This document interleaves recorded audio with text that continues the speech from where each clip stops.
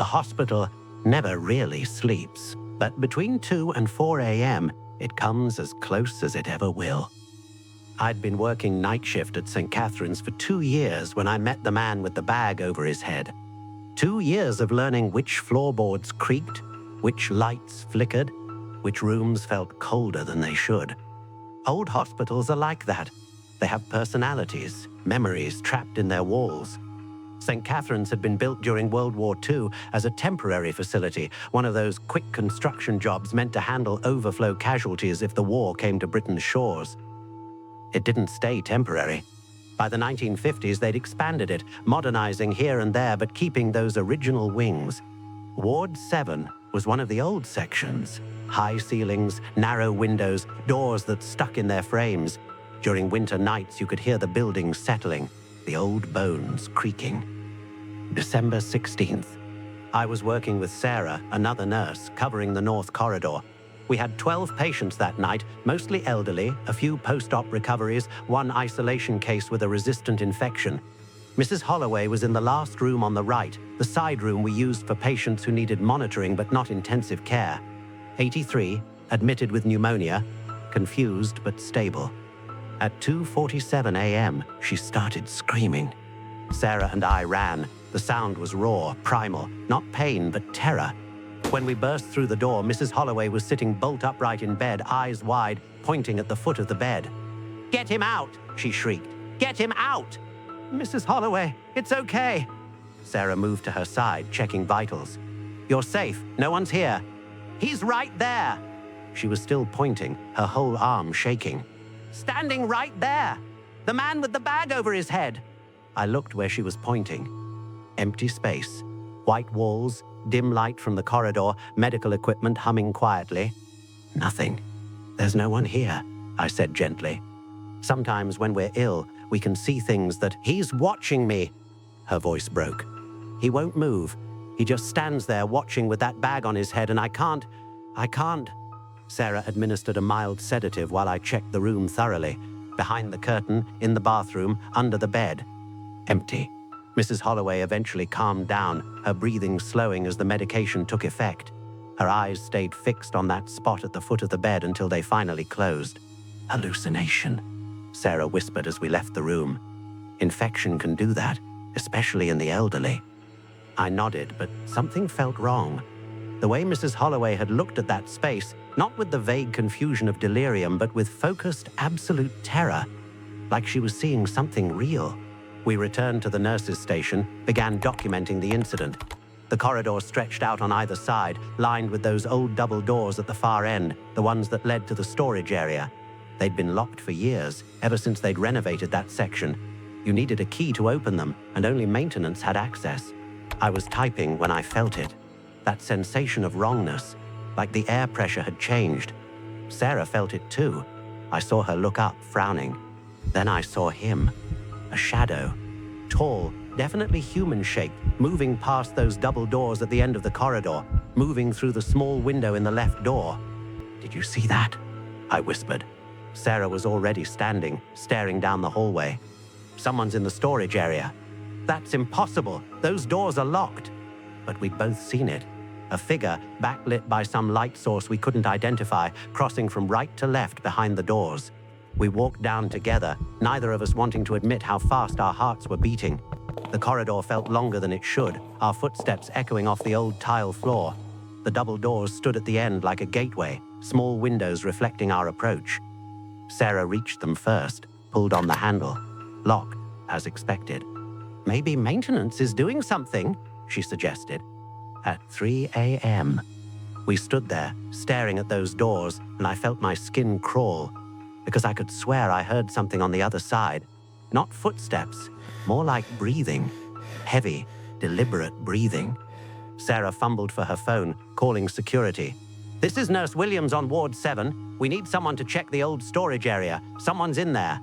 While we waited, I pressed my face close to the window, cupping my hands around my eyes to see inside. The storage area was dark, shapes barely visible in the gloom, old equipment, filing cabinets, stuff that hadn't been touched in years. Something moved. I jerked back so fast I nearly knocked into Sarah. "There's something in there." "What?" I don't know. Something moved. Security arrived. Phil, a barrel-chested guy who'd worked nights even longer than I had. He took one look at our faces and pulled out his keys. You both saw someone? He asked. Through the window, Sarah confirmed, crossing from right to left. Phil found the right key, unlocked the doors. They swung open with a groan, revealing the dark space beyond. He flicked on his flashlight, the beam cutting through shadows. Hello? Anyone in here? Nothing. We followed him in, staying close. The room smelled of dust and old paper. Shelves lined the walls, stacked with boxes and forgotten medical supplies. No other exit, no windows, just one way in and out. The doors we'd just unlocked. No one could have gotten past you? Phil asked. We were watching the whole time, I said, and they were locked. Phil searched thoroughly, checking behind every shelf, every stack of boxes. Empty. But when we returned to the doors, I noticed something that made my blood run cold. There were footprints in the dust. Recent footprints, leading from the far wall toward the doors, then just stopping, ending about 5 feet from where we stood. Phil saw them too, crouched down, examining them with his flashlight. These are fresh. But there's no one here, Sarah said, her voice rising. We searched everywhere. I know. We stood in that dark room, looking at those impossible footprints, and I thought about Mrs. Holloway, about the man with the bag over his head, standing at the foot of her bed, watching. Phil locked the doors behind us, but none of us spoke as we walked back. What was there to say? We'd all seen the shadow, we'd all seen the footprints, and we all knew, deep in that place where logic can't reach, that something was wrong with Ward 7. I checked on Mrs. Holloway at 4 a.m. She was sleeping peacefully, face relaxed. But as I turned to leave, I saw something that made me stop cold. On the floor at the foot of her bed, there were marks. Scuff marks, like someone had been standing there. Standing and shifting their weight back and forth for a long time. I looked at where they were positioned, aligned with where Mrs. Holloway had been pointing. My hand shook as I pulled out my phone and took a picture. Then I cleaned them up, making sure they were gone before Mrs. Holloway woke. At shift change, I pulled up the hospital's archives. St. Catherine's had started as a military facility in 1942. Casualties from bombing runs were treated here, soldiers with burns and shrapnel wounds, some with injuries so severe that... I stopped reading, closed the archive. Some things you don't need to confirm. Mrs. Holloway was discharged 3 days later, infection cleared. She never mentioned the man again. But I heard from Sarah that before she left, Mrs. Holloway asked one question. Do you think he was waiting for me? Sarah told her no. Told her it was just fever dreams, nothing more. But 6 months later, Mrs. Holloway died peacefully in her sleep at home. And I can't help wondering if the man with the bag finally stopped waiting. I still work Ward 7, still walk that corridor in the dead hours between midnight and dawn. Sometimes I glance at those double doors and wonder what stands on the other side, breathing in the darkness. Most nights, I don't look. It's better that way. It was 3:42 a.m. when I saw the car pull up to pump 4. I'd been working the overnight shift at Murphy's Gas and Go for 3 months, and by that point, I knew every shadow, every creak, every headlight pattern that swept across those pumps. This one was different. The car, a dark sedan, maybe a Honda or Toyota, rolled in smooth and silent, like it was coasting on ice. The fluorescent lights hummed above me, casting that sickly yellow glow over everything. Outside, the November air hung heavy with fog that clung to the asphalt like cobwebs. I leaned forward in my chair behind the counter, watching through the window as the driver's door opened. A man stepped out, average height, wearing what looked like a dark jacket. Nothing remarkable, nothing threatening, just another late-night traveler needing gas before heading up into the mountains. The station sat at the base of Rockwell Pass, and we got all types, truckers, shift workers, sometimes the college kids heading to that abandoned tunnel everyone said was haunted. I hit the pump activation button without really thinking about it. The man lifted the nozzle, inserted it into his tank, standard procedure. I glanced down at my phone, 3:43 a.m., then back up. The pump was empty. Not empty like he'd finished and left, empty like no one had ever been there. The car was gone. The man was gone. The nozzle hung on its hook, perfectly still, like it had never been moved. No sound of an engine starting, no taillights fading into the fog, just nothing. My heart kicked against my ribs. I stood up so fast my chair rolled backward and hit the cigarette display. I pressed my face against the glass, breath fogging the window. The pump stood there under those lights, completely undisturbed. The transaction screen on my monitor showed nothing. No authorization, no gallons dispensed. Like the car had never existed. "What the hell?" I whispered. I grabbed my flashlight and pushed through the door, the bell jangling loud enough to make me flinch. The cold hit me immediately, that wet mountain cold that gets into your bones. I walked to pump 4, my breath coming out in clouds. The concrete was dry, no tire marks, no gas smell. I touched the nozzle, cold metal, nothing unusual, but I'd seen it. I'd seen the car, the man, watched him start pumping. You don't hallucinate something that specific, that ordinary. My hands were shaking as I went back inside, and it wasn't from the cold. I tried to focus on work, restocking the cooler, wiping down the counter, anything to keep my mind busy. By 4:30 a.m., I'd almost convinced myself I'd dozed off for a second, had one of those hypnagogic hallucinations. The mind plays tricks during graveyard shifts. Then the bell jingled. I spun around. A woman stood in the doorway, maybe mid-30s, wearing a waitress uniform under her coat. Third shift worker heading home, probably. She looked exhausted. "Pump 6, she said, sliding a credit card across the counter. "Fill it up." I processed the payment, watched her walk back out.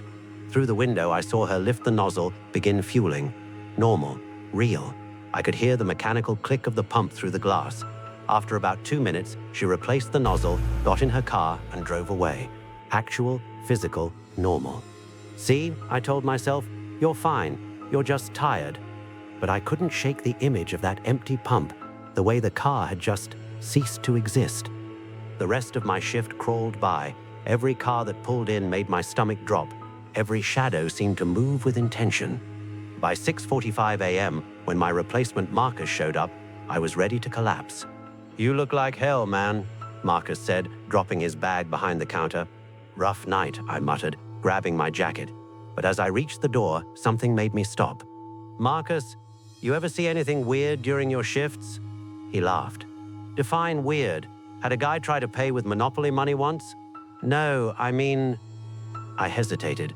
"Like things that don't make sense. Things that shouldn't be possible." His smile faded. He studied me for a long moment, and something shifted in his expression. Recognition, maybe, or concern. "Why?" he asked quietly. "What did you see?" "Just..." I shook my head. "Never mind. I'm tired." I made it to my car, collapsed into the driver's seat. The sun was starting to break through the fog, painting everything gold and gray. Safe, normal, daylight. The next night, I almost called in sick, but I needed the money, and besides, one weird experience didn't mean anything. Exhaustion like I'd thought, that's all. 3:15 a.m., dead quiet. I was alphabetizing the cigarettes behind the counter, mindless work that kept my hands busy, when I heard a car pull up. I didn't look, couldn't bring myself to look, just waited for the chime that would tell me someone had authorized the pump. Silence. Slowly, reluctantly, I turned toward the window. Pump 4. The same dark sedan, the same man, getting out, reaching for the nozzle. This time I didn't blink, didn't look away. I stared directly at him, watching every movement. He inserted the nozzle, squeezed the handle, stood there with one hand on the pump, the other in his pocket, like every other person who'd ever gotten gas at 3 a.m. Then, between one heartbeat and the next, he was gone. Not fading, not walking away, gone. The nozzle back on its hook, the pump empty. The air where he'd been standing just vacant. My phone buzzed, making me jump. A text from my manager, Ellen. "Need you to come in early tomorrow. Want to talk." I didn't sleep that day. Just lay in bed staring at the ceiling, replaying what I'd seen, trying to find a rational explanation. There had to be one. Had to be. 4 p.m., I walked into the station to find Ellen sitting in the office, paperwork spread across the desk. She looked up when I knocked, and her face went pale. "Sit down," she said. I sat. Ellen folded her hands on the desk. Her fingers were trembling. "Marcus told me you asked about weird things happening, said you looked shaken up yesterday morning." "I'm fine, just tired." "What pump?" The question caught me off guard. What pump did you see it at?" Her voice was barely above a whisper. My throat went dry. 4. Ellen closed her eyes. For a long moment she didn't speak. Then slowly, she opened her desk drawer and pulled out a worn notebook. flipped through pages covered in her handwriting until she found what she was looking for. December 2019, she read. 3:47 a.m., dark sedan, pump 4, male driver, started fueling, then vanished. No transaction record. She looked up at me. That was me. I saw it. Same exact thing. The room seemed to tilt. What are you saying? I'm saying I saw the same car, the same man, same pump, and I know I wasn't hallucinating because my security footage showed the same thing I saw. The car pulls up, man gets out, reaches for the nozzle, then static for about 3 seconds, and when the picture comes back, the pump's empty. Like those 3 seconds just got erased. That's impossible. I know. Ellen's voice cracked. I checked the footage after you left yesterday. Same thing, same static, same impossible vanishing. She leaned forward. I've been working here 15 years. That's the only thing I've ever seen that I can't explain. And now you've seen it too. Why didn't you tell anyone? Would you? She laughed bitterly. Who would believe me? Hell, I barely believed myself until I saw it on camera. But the camera doesn't lie, and neither do you. I thought about the fog, the empty pump, the way reality seemed to just skip like a scratched CD. What do you think it is? I asked. Ellen closed the notebook. I don't know. A glitch, a loop, something that got stuck.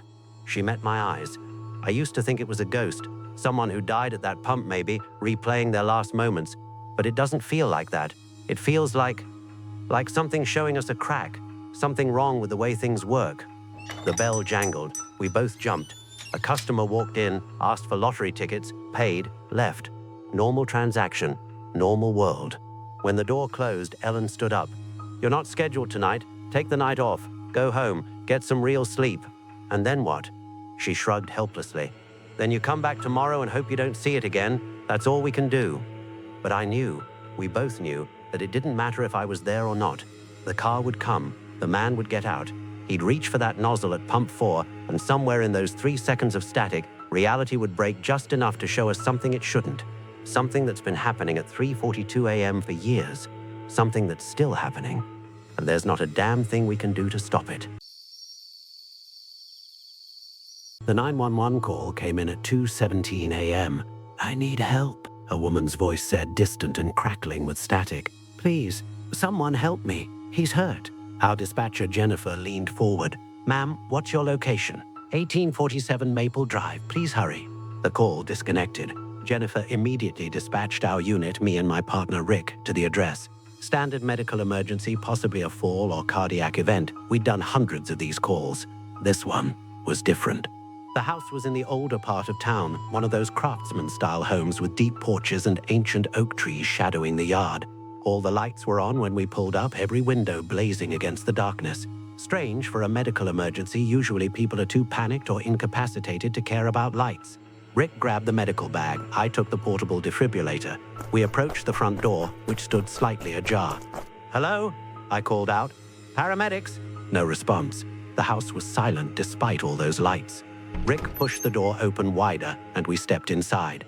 The interior was immaculate. Hardwood floors polished to a shine, furniture arranged with precision, everything neat and orderly.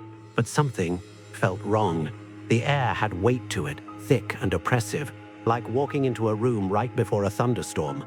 Hello? Rick called louder. We got a 911 call from this address.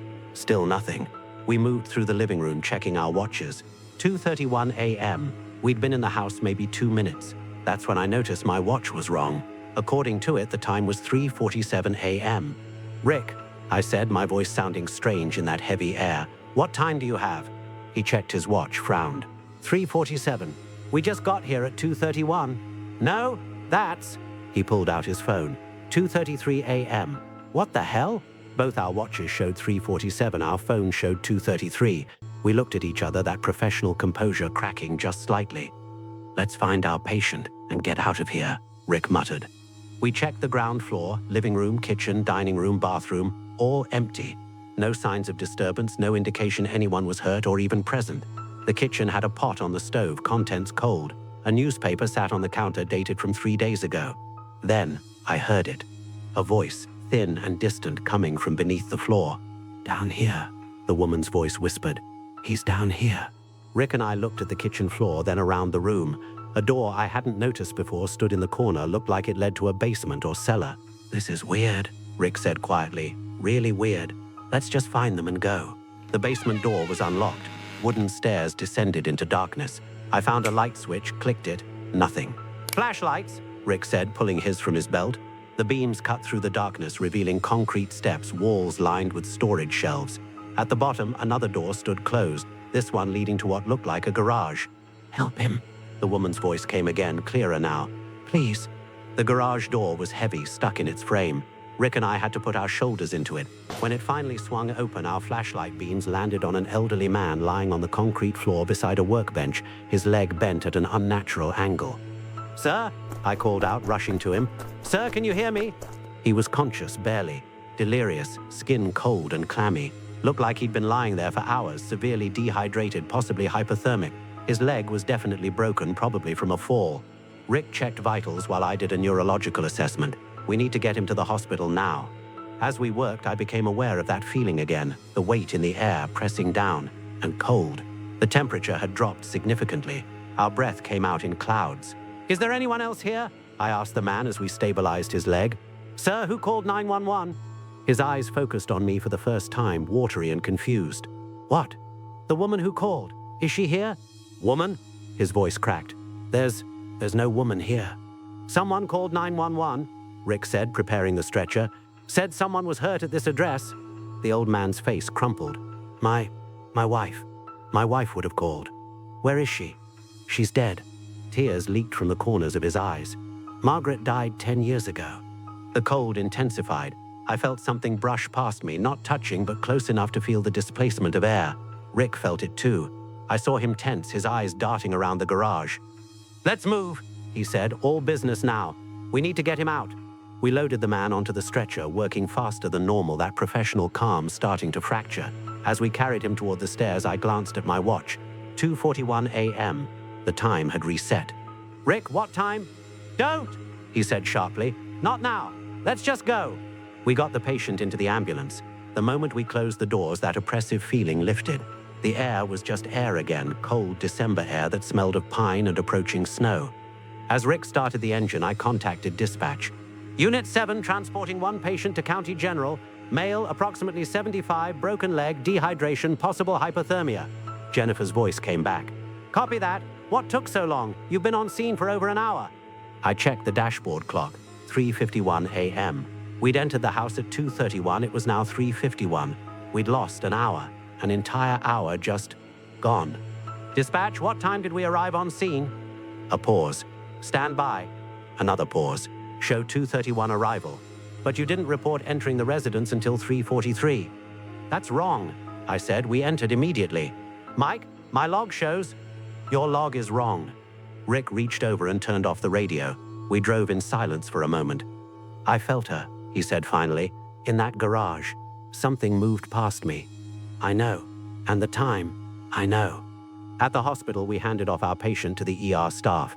The old man, Leonard Parker, was treated for his injuries and stabilized. While the nurses worked, I called dispatch again, asked them to pull the original 911 call. Jennifer played it back for me over the phone, a woman's voice clear and calm. "I need help. Please, someone help me. He's hurt. 1847 Maple Drive, please hurry." "Can you trace the call?" I asked. "Already did. Came from a landline at that address. The man said his wife died 10 years ago. There's no one else in that house." Silence on the line.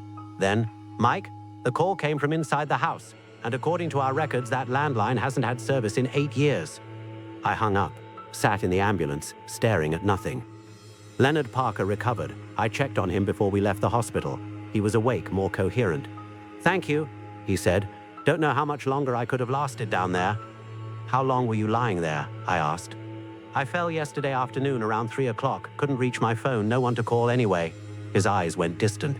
I kept hearing her voice though, Margaret's voice. She kept telling me help was coming, that I just had to hold on. "You heard her?" My mouth had gone dry.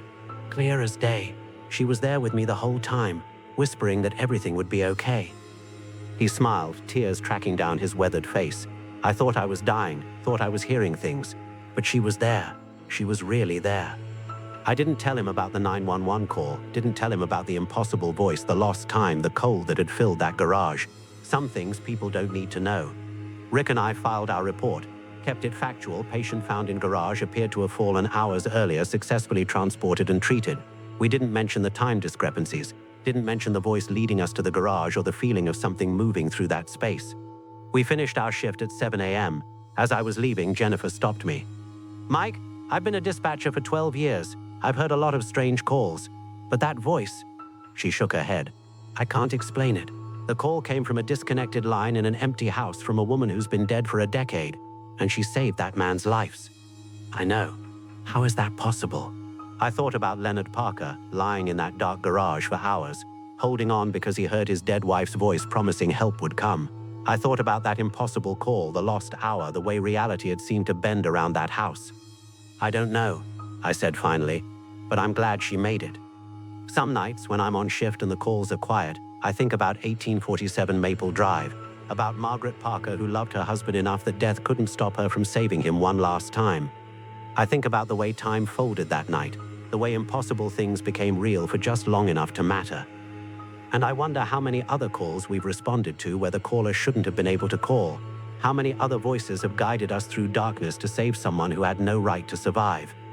The radio crackles. Another call, another address, another person in trouble. We go, because whether the calls come from the living or the dead, someone needs help. And we answer. Always. Thank you if you made it to the end.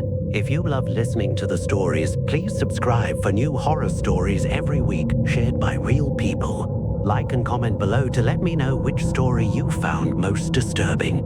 I will be back soon with new stories. Thanks again for supporting the channel.